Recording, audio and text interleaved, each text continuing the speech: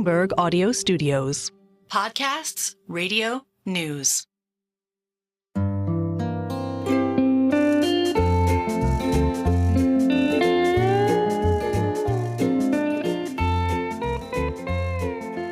Hello and welcome to another episode of the Odd Lots podcast. I'm Tracy Alloway. And I'm Joe Weisenthal. Joe, this is it. This is your long-awaited Embraer episode.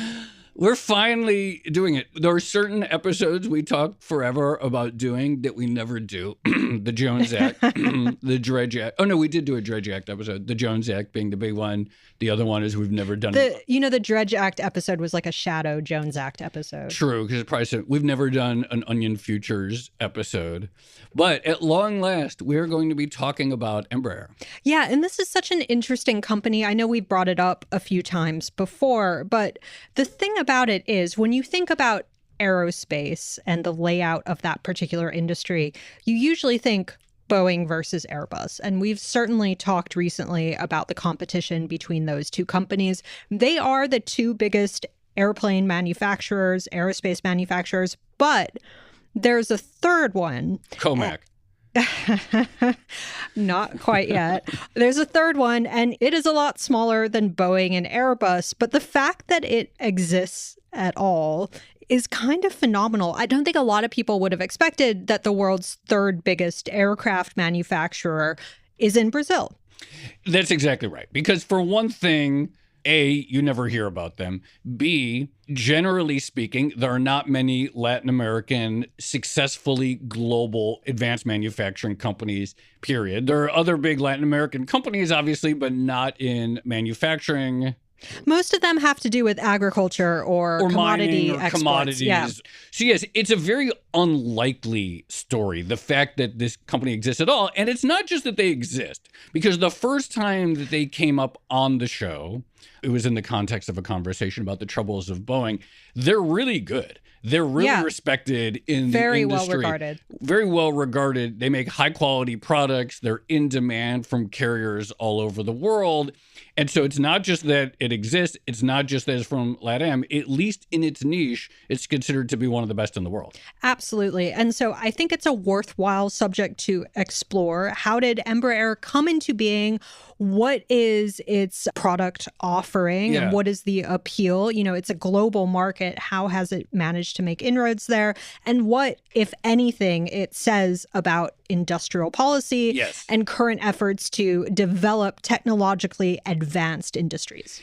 This is the key thing, because we talk a lot about industrial policy right now, in part because the United States and also to some extent Europe, we're in the midst of this sort of industrial policy fever, and there's this enthusiasm for spending money, and there's this enthusiasm for reindustrializing and building up at least some capacity in certain critical things, whether it's electric vehicles, whether it's batteries, whether it's solar panels, whatever it is. So I think it's important to sort of have an understanding of prior waves of industrial policy, because all governments from time to time want to build their own champions or want to be less reliant on some other country that they import from. And so it's really good to sort of get an understanding of some of the success stories and what actually happened. Absolutely. All right. So this is a special episode, which means we have two guests to talk about this. We're going to start with someone who's been on the podcast before. Richard Aboulafia is, of course, the managing director over at AeroDynamic Advisory, and we're going to start with him. Richard, thank you so much for coming back on Odd Lots. Oh, it's a real pleasure. Thanks for having me on.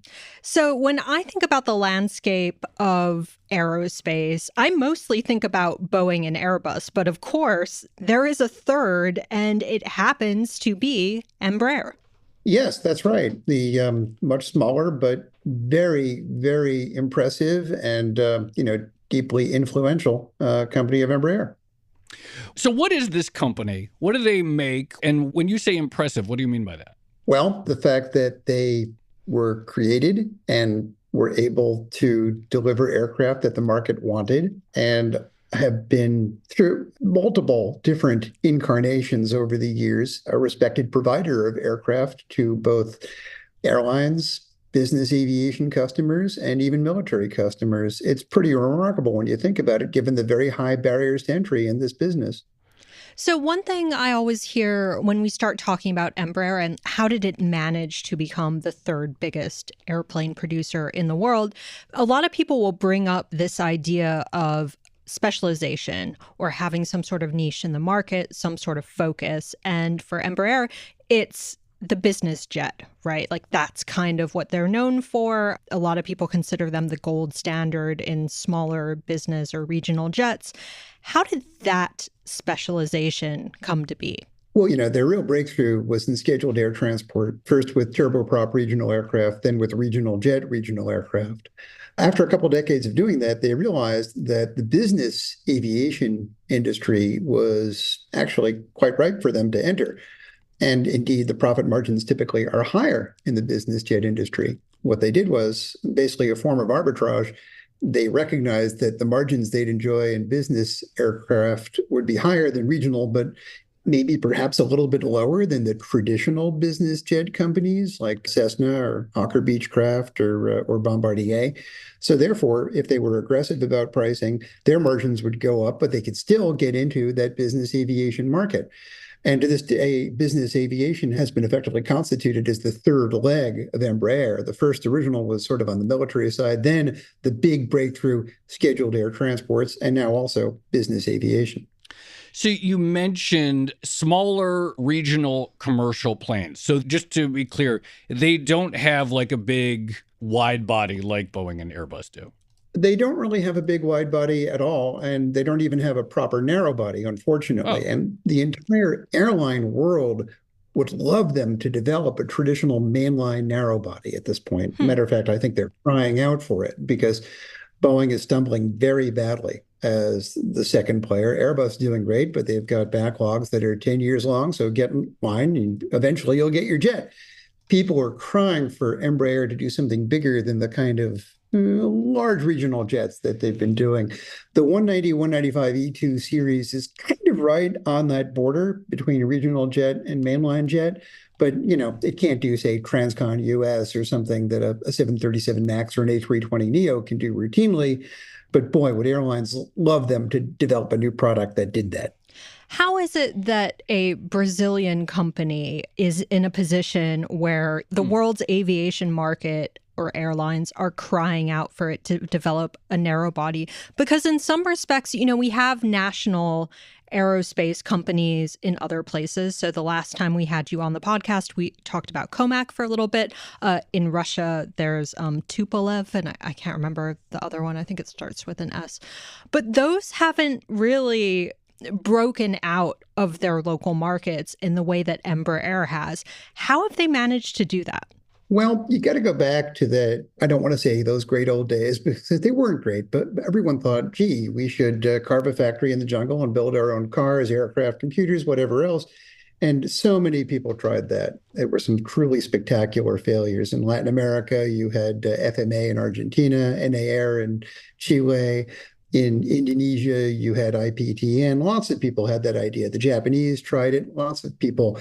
And the Chinese and Russians have been sort of screwing around with it for some time also. Embraer could have easily gone down that path of failure. But a couple of things happened. One, they hit pay dirt with a couple of key products, most notably the Embraer 120, which was a turboprop transport that really proved quite popular in North America back in the 1980s. And after that, rather than basically continue on that government-owned government hobby shop that they had been on and others had been on, they decided to privatize. And they did that extremely successfully in the 90s.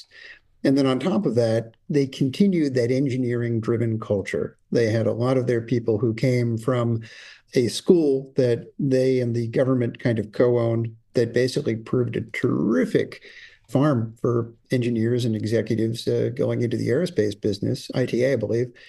And this culture has prevailed to this day, despite privatization. They've managed to come up with a very happy combination of government-driven industrial policy transformed into something that is sustainable and profitable.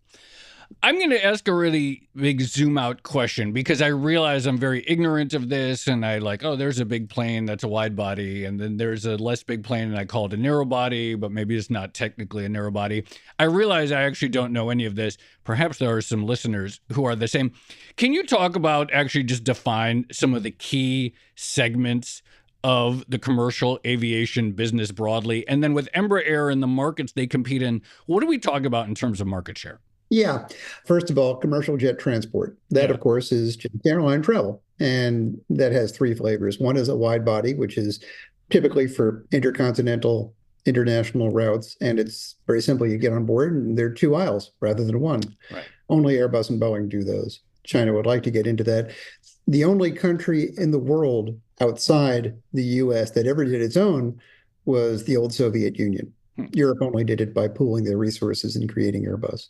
Then you've got narrow bodies, which are basically for mainline jet operations, single aisle in the middle, typically starting at about 120, 130 passengers, and a minimum of, say, 3,000 nautical miles or something like that. Then you've got regional jets, which look kind of like small, shrunken, narrow bodies that just don't have the range. They typically max out at maybe 1,500 nautical miles and typically about 120 people, so they're a notch below.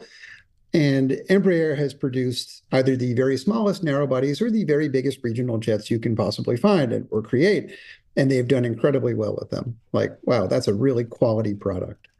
But they simply don't satisfy the requirements for airlines that want to do traditional mainline transcon routes with a sufficient number of size. Think Southwest, for example. You know, the smallest Southwest plane is just slightly bigger and more capable than the biggest Embraer aircraft.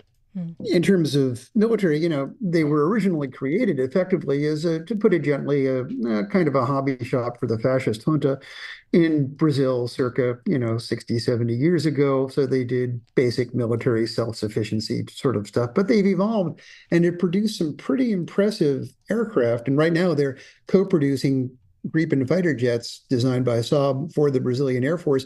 Most impressively, they've created this remarkable military transport, the KC-390, which can also do air-to-air refueling for the Brazilian Air Force and for export customers. It's a remarkable creation, typically for Embraer, designed on time and on budget. So that just goes to show what they can do. And then finally, the third leg, business aircraft, individual owners and operators, fractional share providers, anybody who's catering to wealthy people and wealthy companies that want their own form of private travel.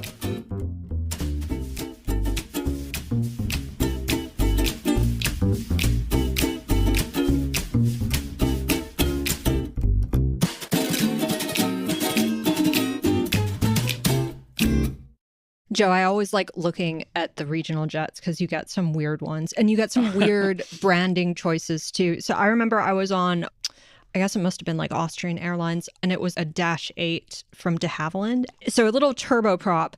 And on the engine, they had written in cursive, "The sounds of silence." And that was the branding for the engine. And I remember sitting there about to take off, just thinking like, silence is not the thing you want to hear when you're on a turboprop soaring above the mountains.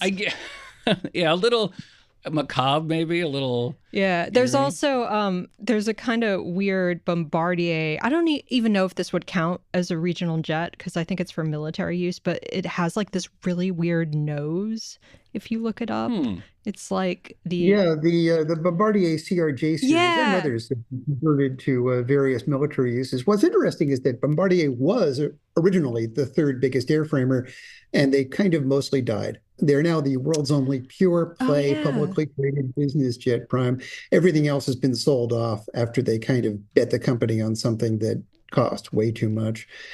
So Embraer was left with the keys to the kingdom. In terms of market share, they've got 100% of the regional jet market, a great place to be, and a perfectly respectable single-digit percentage of the business aircraft market. And they really have 100% in that regional. So we're talking about the U.S. or where? 100%. That sounds crazy. There's no one else competing with them in regional jets. Nominally, the Chinese are building the ARJ21 for Chinese customers. Not sure I'd count it, but if you did, it would be 90-10 or whatever.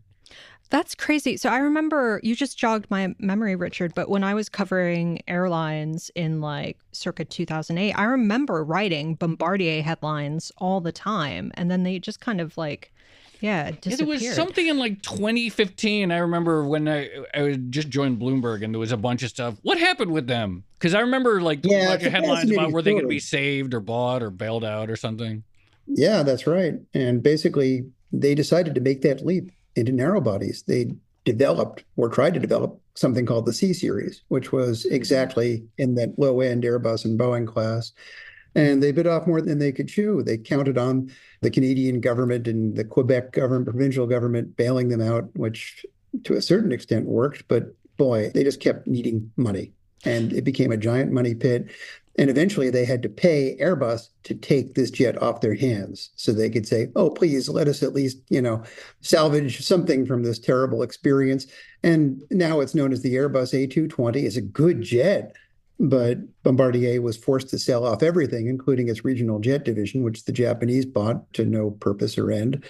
And all Bombardier does now is business jets. Thankfully, they do them very well, and it's a good company, but they've exited everything else. So going back to the sort of 1970s, 1960s aspect of all of this, so you laid out very clearly the idea that there were a lot of different countries that had national champions in terms of aerospace companies. Everyone's trying to make their own car or make their own plane or whatever. And when I think about that time, I think about protectionism for some of those industries as well.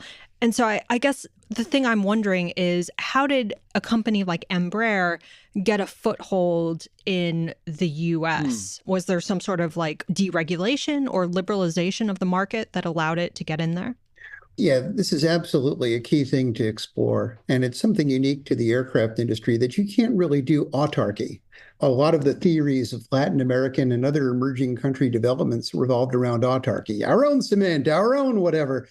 You can't do that with aircraft. You just can't, because 70–80% of the value of an aircraft is in extremely technical parts. You might be able to do your own aircraft. Good luck doing your own turbine engine or your own avionics system or your own auxiliary power unit or whatever else. That's all coming from somebody else. And they recognized that, and they said, again, great management. They said, oh, we have to be a systems integrator like Dell Computer. Okay. And I think sometime in the early 90s, Jeffrey Sachs, the economist, made the great observation, they're Brazil's greatest exporter. They're also one of their biggest importers. They have to be. That's the way it works. So one of the other striking things is they have this dominant market share in specific categories. It's impressive. It's profitable, which is, not always a given. It's also very small from a market cap standpoint. It's just a $5 billion company. Boeing is a $109 billion company, so it could lose $5 billion in market cap on a random Monday with like a bad headline. What is the constraint there? Is it not really been optimized? Are these just not that big markets that it's playing in, even if it has dominant share? Is it not that profitable? Has it not been run? I mean, arguably one of the challenges or one of the complaints leveled at Boeing is, it's been run too aggressively to make profits at the cost of reliable planes. Is there a situation kind of the opposite where it's been less sort of focused on creating shareholder value? It's just really hard to break out of their swim lanes. They developed a couple of business jets, 4 of them to be exact, that are really great business jets, but you have to have more than that to achieve critical mass. Similarly, regional jets, the 3 buckets of scheduled air transport, regional jets are like maybe 5% of the whole business. So it's really tough to break out of that. And of course, their military share, the military market's unbelievably fragmented. So no matter how good you are, you're not going to build an F-35 fighter jet. You're just going to have a tiny, tiny share. So they're very well run. They tend to be a bit conservative. That is true. And here we are today where all the world's airlines love them and trust them and want them to develop a jet that would compete with Airbus and Boeing. But it's really tough to make that leap. Why the reticence? Yeah. Well, to give you an idea, when Bombardier bet the company on that C series I mentioned before, they were a $20 billion a year company. Oh, yeah. So imagine if you're a $5 or $6 billion company and you're asked to make that giant investment in a narrow body aircraft, you'd better have some very deep pocketed partners helping you to do that. And maybe they'll line those up. But the idea of doing it on their own, that's like asking one of us to go and win the Nobel Prize in physics. It's just a big, just really hard. How much synergy is there between building a regional jet versus like the next level up, a narrow body? Like, is it just a matter of, taking all the components and spreading them out a little bit? Increasing them by 20% or something like that? Or what's actually the difference in terms of engineering? Yeah, that's a great question. It's really financial bandwidth. In terms of skill set, very similar. Good program management and great connections between the people at the top. This is what's gone wrong at Boeing. The connections between the people at the top and the people engaged in the company's core business of designing and building planes. It's gone horribly wrong. At Embraer, no, they're pretty darn good. So good program management, good company management, good systems engineering, good systems integration. They're great at all of this. The KC-390 most effectively illustrates that new military transport that they've done. What we're just talking about is that as you get bigger in size class, oh boy, the requirement for cash grows exponentially. So that C-Series total spend at the end of the day, about $7 billion, maybe $8 billion in today's money. Back then, 4 or 5, almost broke the company. Really, really hard to get. And that was something that was smaller that I think that Embraer would like to do. Embraer, I think, would love to do a 180 or 200 seat jet. They're going to need something on the order of $11-12 billion in today's money. And that's just not going to come from a $5 billion a year in revenue company. I'm sort of realizing, Tracy, because, my first question is like, what's so impressive about this company? And the answer is the fact that they can make airplanes at all consistently puts them in such a narrow company that almost by definition, it is impressive. Do you think at some point they will? Or is it just they will try to level up to another scale and compete in a new market? Or is that risk of just sort of betting the whole house on a new thing and not being able to show you can do it just too inherently risky for a company this size? Yeah, they just aren't going to do it on their own. It's just physically not possible. Again, for the same reason I won't get that nuclear physics prize anytime soon. However, what is sort of intriguing is there are game changers out there. You've got these very large U.S. defense primes that might be looking to diversify into adjacencies. So And some of them are systems providers too, like an RTX or a GE or, even a Northrop Grumman on the pure play defense side. Maybe someone would say, hey, this is an intriguing possibility. But then even more intriguing, you've got these economies in the Arab Gulf, Saudi Arabia, and the UAE looking to diversify with vast oil revenue. Maybe they could work with Embraer and say, hey, this is intriguing. Now, the problem is, of course, what's in it for them? How do you have this great culture of engineering in Brazil and somehow migrate that to Riyadh or something? That's really super tricky. And the track record of aircraft companies working with people who have money and want to get into it, it's not a great track record. Taiwan and McDonnell Douglas tried that 3 decades ago. It didn't go so good. But you can't rule it out. And the amount of money that's sloshing around in the oil states it wouldn't even move the needle if they were to say, here's 12 billion, let's build a jet. It wouldn't even show up in their balance sheet. It's walking around money. Maybe SoftBank can give them 50 billion or something. Why not? Exactly. It'd be better than going into some new SaaS company. Okay. I have just one more question. And this is something that I read a number of times when I was researching what makes Embraer special. And people kept saying, it's also ease of the mechanics. So the idea that it can be fixed up pretty quickly and pretty simply, and that's probably important if it's a smaller jet that's going into smaller airports or more far-flung locations where resources are more limited. And I guess my question is, A, is that true? And then B, how do you achieve that? Because my assumption would have been that every aerospace manufacturer in the world would be trying to create a problem-free aircraft that doesn't need a lot of work on it. And I'll just add a quick C onto Tracy's question, but do the constraints of having to operate in a country like Brazil or regional areas like that, do they have a forcing effect on achieving that result of simplicity and ease of prioritizing things like ease of repair? stuff like that? Well, you go back to the origins of the company when they were designing planes like the Embraer 110 Bandeirante and other planes, some agricultural aircraft. They were all too mindful of the rather difficult operating circumstances of a developing country like Brazil back then. And they've had that mindset ever since. Now, are regional jets from Embraer, business jets from Embraer, more maintainable than others? Not really, but what they have gotten as a consequence of that experience is an awareness of the importance of good product support. And it takes that background, that experience to realize that. Like right now, you've got everyone talking about COMAC in China. Yes, excuse me, you need a worldwide global support infrastructure before we even talk about exports. And they're like, we need what now? And that is one of the very biggest barriers to entry. And because of Embraer's origins, recognizing the importance of maintainability, they've always emphasized that. They've always been really good about it. So since World War II, there's exactly been one country and one company that has successfully entered the industry of building commercial airliners, and that's Embraer. That's incredible. Maybe the Chinese are almost there. Maybe. We don't quite know. They certainly haven't done so on an export basis the way Embraer has. But in the historical context of everyone trying to get into this industry and everybody failing, Embraer stands out as a remarkable success story. Richard, thank you so much for coming back on the show. That was fantastic. No, it's my pleasure. Thank you.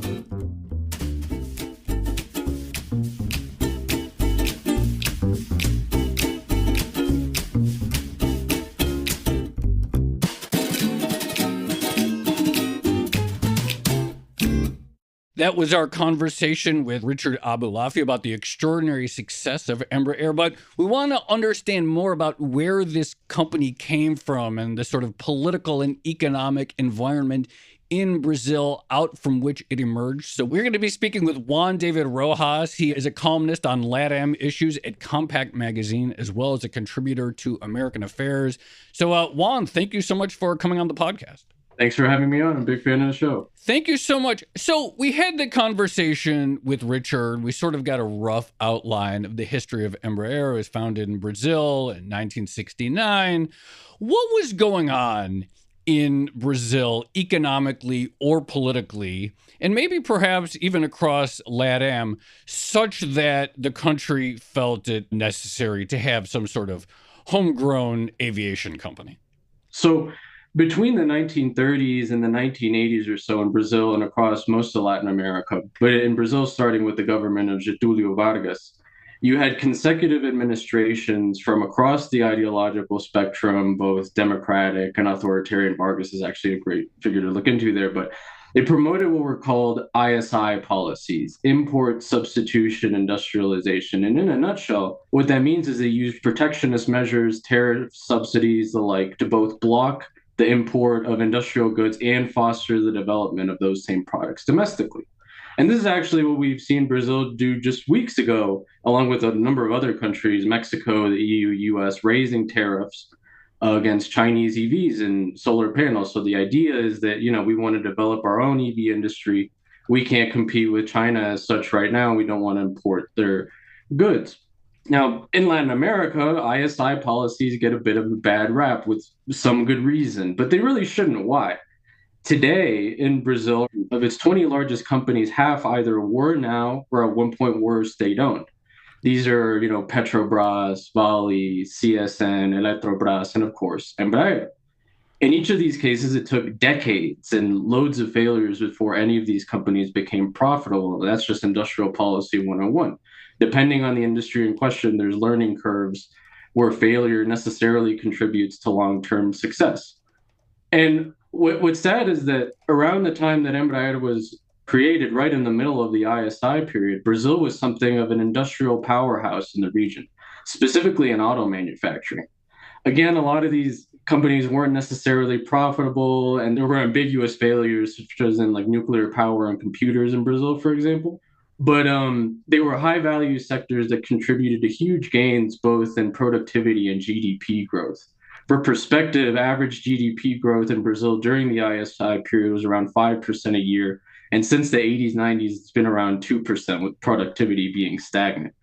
And, this makes a lot of sense because what we've seen since the 90s is that Brazil's economy has really transitioned towards mining and agriculture versus manufacturing, which manufacturing inherently is more beneficial towards productivity growth. Starting in the 90s, industrial policy became kind of a byword for cronyism and inefficiency. And you haven't really seen efforts in Brazil to develop high value sectors and new industries where economies of scale are important, like aviation. Of the companies I mentioned, this makes sense. What were these? Petrobras, Vale, et cetera. They're all in mining hydrocarbons. Ironically, still thanks to past industrial policy, which isn't to say that privatization in some of these cases was useful, but Embraer really is the outlier here in that it's an aviation manufacturing firm.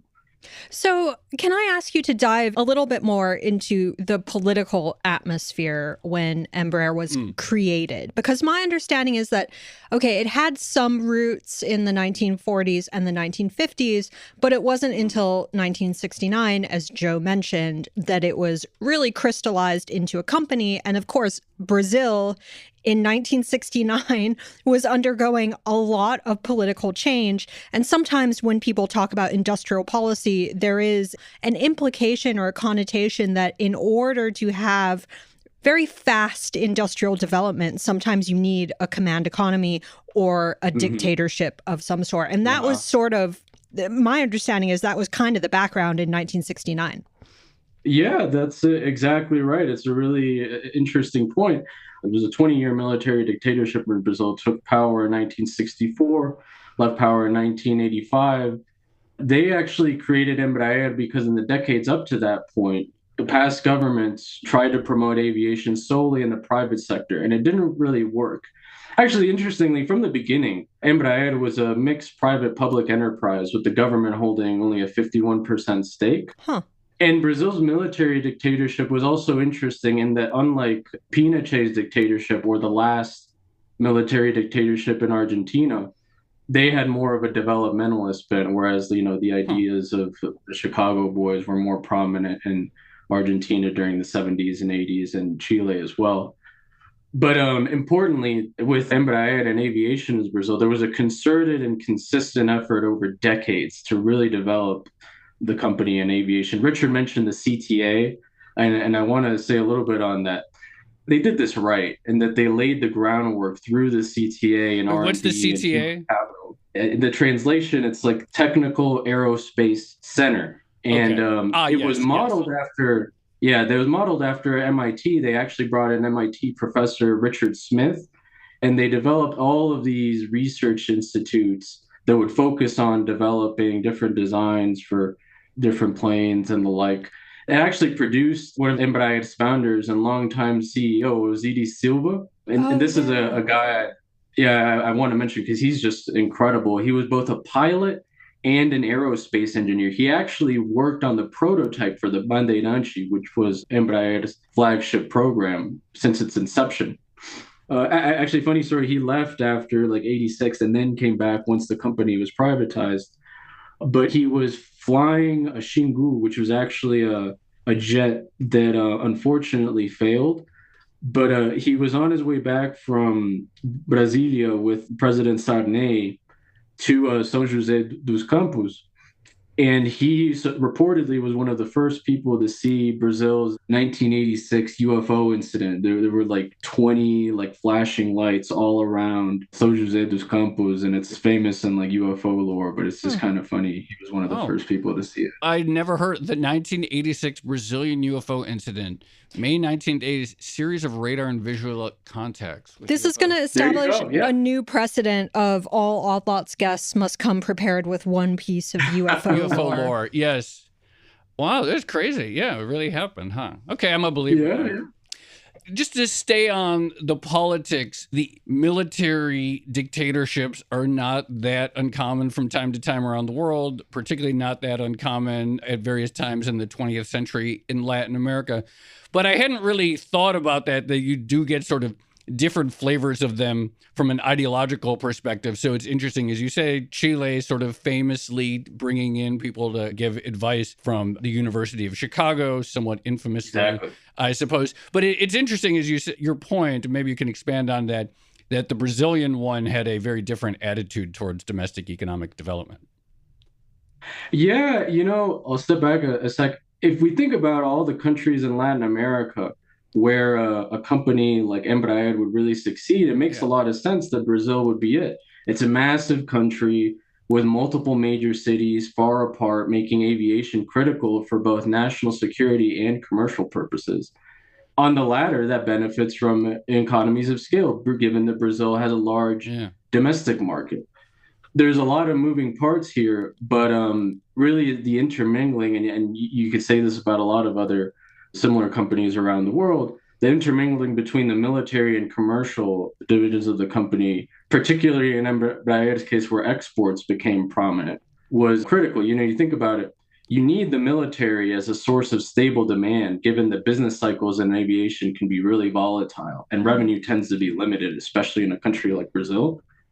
On the other hand, the potential for waste as a monopoly or oligopolistic firm, depending on the state military, lends itself to the classic problem of protectionism. At one point, the military insisted that all public sector planes had to be purchased from Embraer and that all travel should take place on those planes. Huh. And crucially, after 1964, the U.S. imposed restrictions on military aid and weapons sales in a similar way now to Russia to force them to rely on their own domestic industry. But the way you mitigate that potential for, cronyism and the like is by gearing your commercial operation towards exports in foreign markets, particularly if you can find a niche, which is something you guys talk with Richard about. I hadn't realized that, but it makes a lot of sense. The idea that Brazil is a very large country with a lot of remote areas, and so it really needs aircraft in many ways. But I guess one thing I'm kind of curious about is when Brazil was developing Embraer, what was the argument for comparative advantage, if there was one? Like, was there a moment in time when people said, like, okay, we need aircraft and we can develop them in-house, and lots of countries are developing their own national aerospace companies at that time. But was there a moment where they said, and we'll be better at it than other people?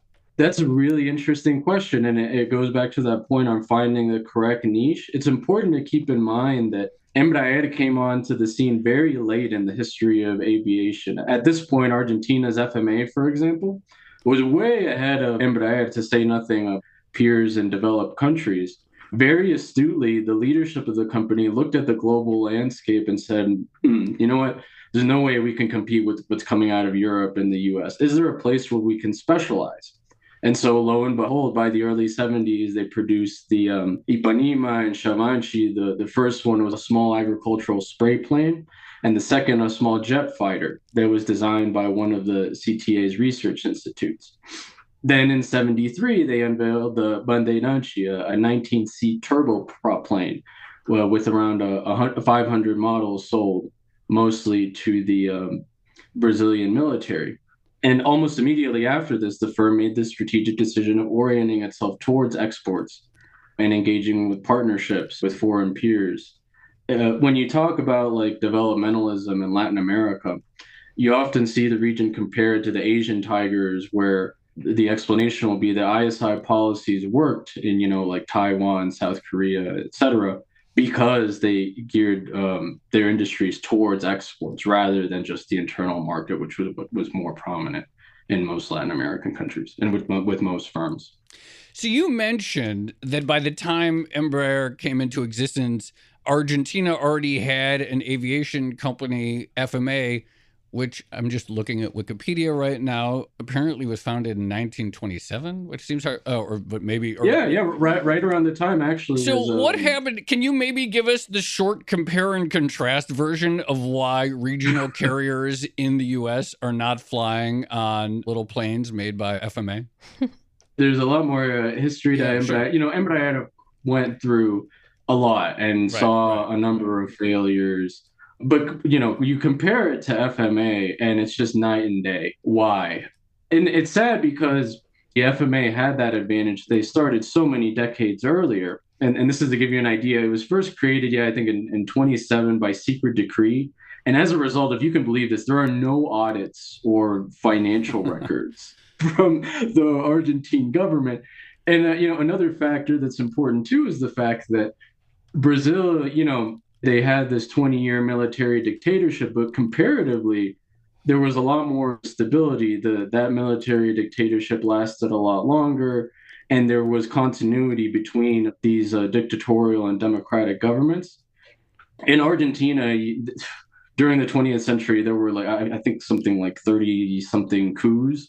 And they had this effort during and after the Second World War in Argentina. Perón famously took in a lot of Germans from Nazi Germany, and apparently they didn't jive well with the Argentines. I have a few good data points on here that in just 5 years, 55 and 60, they went through 9 different directors with a maximum term of 23 months, and it was just extremely volatile. It was just a complete disaster. And in Embraer, the difference was that they really specialized in going after these small and later regional jets that then the regional ones took off in the 90s after the company privatized. And they ended up privatizing FMA also in the 90s, and that was a complete disaster. It was run by Lockheed, and they promised to not lay off a ton of the workers and made other promises, broke all of them, but the Argentine state still looked the other way.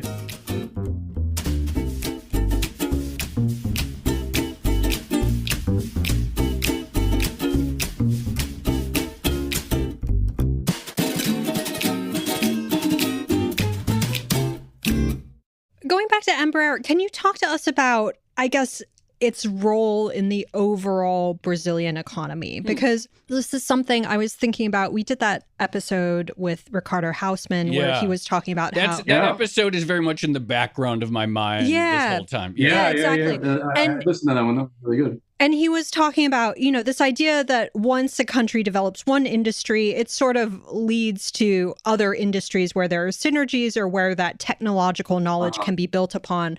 So I'm curious, were there other trees that Embraer actually led to within the Brazilian economy?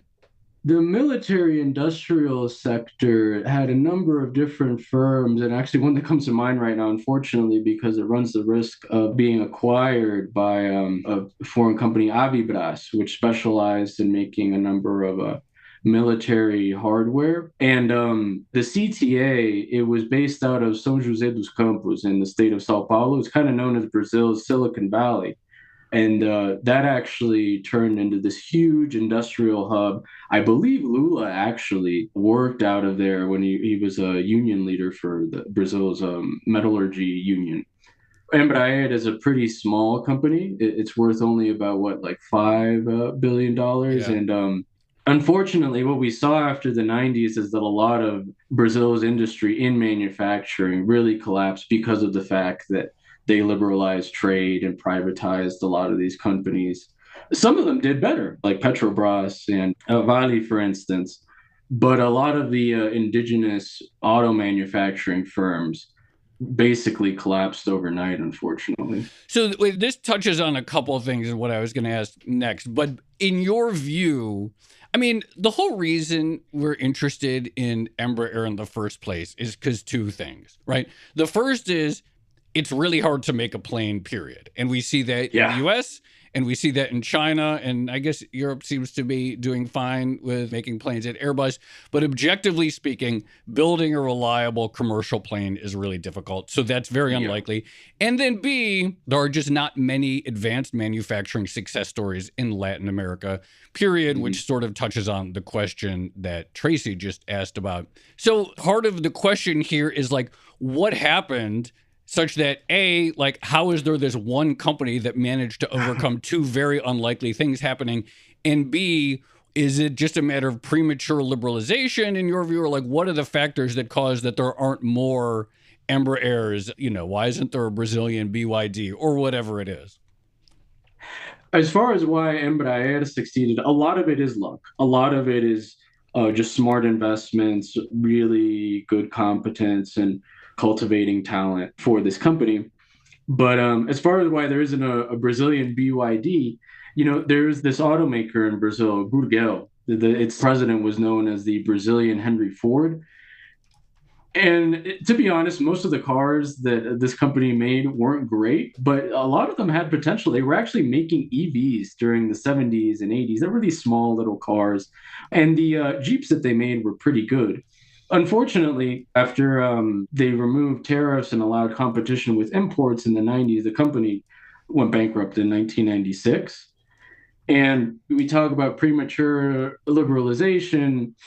It's interesting because what I would argue with a company like that is that you don't want to just prop up these companies unnecessarily, especially if they're not giving results. But if there's potential there, things maybe would have been different if, let's say, policymakers have said, you know what, we don't want you to fail, but we want to see results. You need to gear your operation towards exports. And we're going to condition a lot of our support on increasing production, et cetera. What's the new industrial policy in Brazil? I keep hearing about that. And I guess the big question is, when you say new industrial policy, how does that differ from the old industrial policy? Lula, I believe it was earlier this year, unveiled what he called his new industrial plan. I think it was I forget exactly the figure, including a bunch of subsidies, local content requirements, credit lines in order to attract investment, specifically in manufacturing.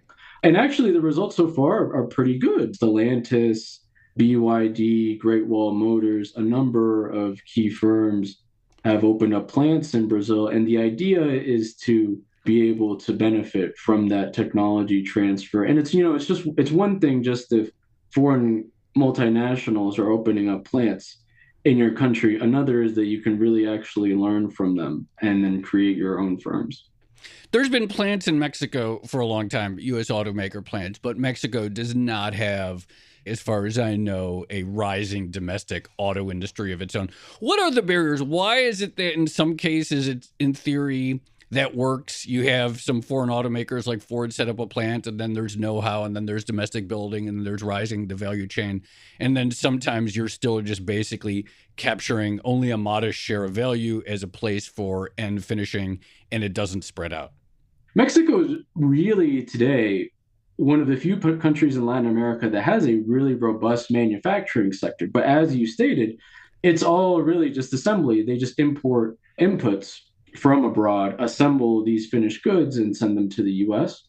And this is actually how a lot of the Asian tigers started out. Taiwan, Singapore, et cetera. They started out assembling these goods and then exporting them. But they eventually graduated such to the point where, they developed companies like Samsung, TSMC, the like. And exactly why that hasn't happened in Mexico, for instance, and other Latin American countries, it's hard to say. I think we could chalk it up to an extent to a lack of imagination, honestly. So on that note, I mean, I know your expertise is Latin America, but do you think nowadays you could have a repeat of an Embraer in the sense that you could have, a homegrown high-tech industry despite the idea that there are all these, quite high barriers to entry, especially for something as complex as building aircraft? Oof, that's a tough question because if it were to happen, it would take decades. And it would take decades for us to see a firm that's really successful. I meant to get into this. Embraer was really in crisis mode during much of the 80s and early 90s. Why? During the 70s, Brazil saw this huge boom, upwards of like 10% growth each year. And they were investing in all of these, manufacturing companies, but a lot of that was financed with external debt. You get to 79, I believe, and Mr. Volcker and the Federal Reserve starts massively raising interest rates. This causes a huge crisis in Brazil that causes the country's debt to explode, and similarly affected a lot of other countries in Latin America. You guys might have heard the term the lost decade to refer to the 1980s. Interestingly, actually, in Brazil, up until like 85, the military, their view was that they could pay down some of their debt by promoting exports, and they ran these huge surpluses. Then after 85, they started more of an austerity regime. There was also a slump in the early 90s because of the Gulf War, but the company was given like a $500 million rescue package. But when it was finally privatized, it actually had to be put up for auction like 5 times because it was viewed as so undesirable. So that's interesting. The Volcker shock sort of clobbering the economies of countries that had gone into debt to do domestic investment. You mentioned the Gulf War downturn, which I hadn't thought about. But after the military dictatorship ended after 20 years and then the company went private, like what was the sort of policy stance of the government at that time? Was it a sort of classic Washington consensus, pursue that kind of liberalism? Like, what was the domestic policy environment during that sort of those rough years in the 80s and 90s? I think you could say it's a bit of both. The key thing is that when the company was privatized, the government kept what's called a golden share, giving them, veto power over changes in ownership and really strategic decisions with regards to the running of the company. And it's really because of this golden share that the company is still a Brazilian company. Avibras, actually, which I mentioned before, was completely privatized. The government kept zero ownership. And it's because of that it runs the risk now of being sold off and no longer being Brazilian. They had this pre-privatization venture into, I think it was the ERJ that really took off after privatization. There's all these interests in regional jets, but on the one hand, there was a more laissez-faire approach, but because aviation manufacturers, it's really necessary to have support from the government. I mean, Boeing and the like, they're government contractors. The support that Embraer received from the Brazilian state was similar to its more developed peers. They're still subsidized and the like. Juan David Rojas, thank you so much for coming on Outlaws. That was great. Thanks a ton, guys.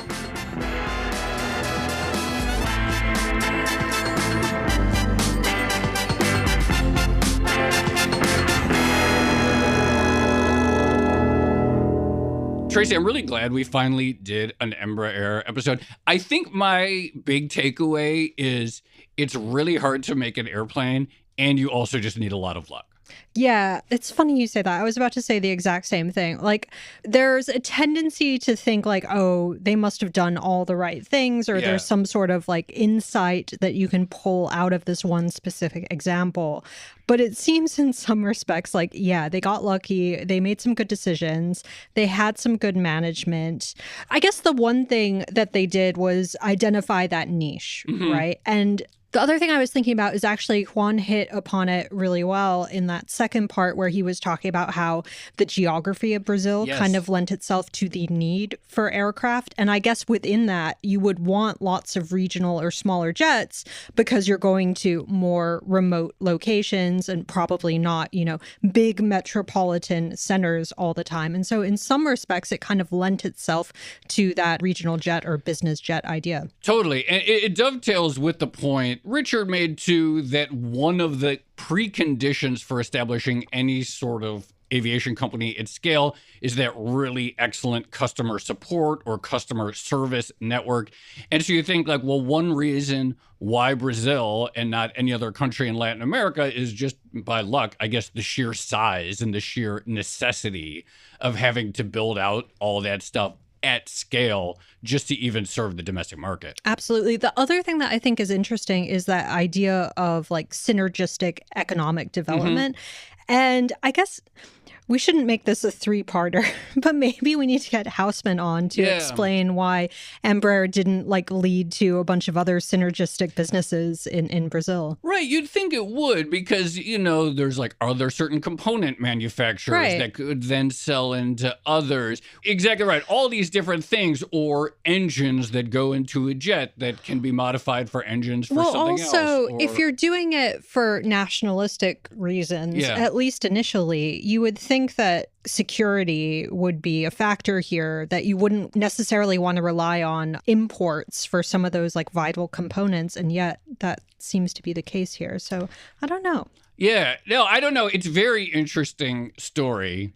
It is, I think to you, as you sort of, there's like, it's a little unsatisfying only in the sense that we can't look to Embraer and say like, oh, that's how it's done. Yeah, right? That's the Because blueprint. what you want is you want to see like, oh, this is, I feel like when we talk about East Asian manufacturing success stories, that blueprint, at least on paper, looks a little bit clearer, right? It's like, yeah, you do final assembly first, and then you do this, and then you set a series of There's like a natural progression. And you set these export targets, and then the companies that hit the export targets are presumed to be making something good because they've satisfied the export test, and then you give them more, etc.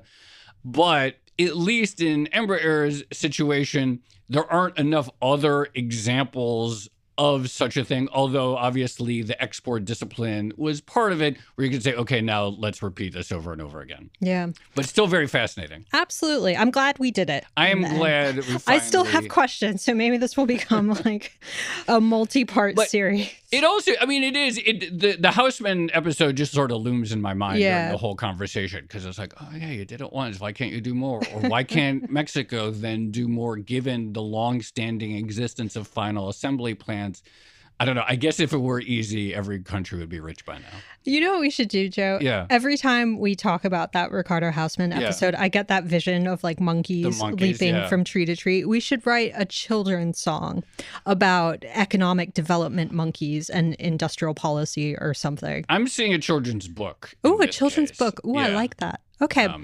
All right, let's leave it there. Let's leave it there. This has been another episode of the Odd Lots podcast. I'm Tracy Alloway. You can follow me at Tracy Alloway. And I'm Joe Weisenthal. You can follow me at The Stalwart. Follow Juan David Rojas. He's Rojas R. Juan D. Follow Richard Aboulafia's firm, AeroDynamic Advisory, AeroDynamic Adv. Follow our producers, Carmen Rodriguez at Carmen Armin, Dashiell Bennett at Dashbot, and Cale Brooks at Cale Brooks. And thank you to our producer, Moses Andam. For more Odd Lots content, go to Bloomberg.com/oddlots, where we have transcripts, a blog, and a newsletter that Tracy and I write every Friday. Go sign up.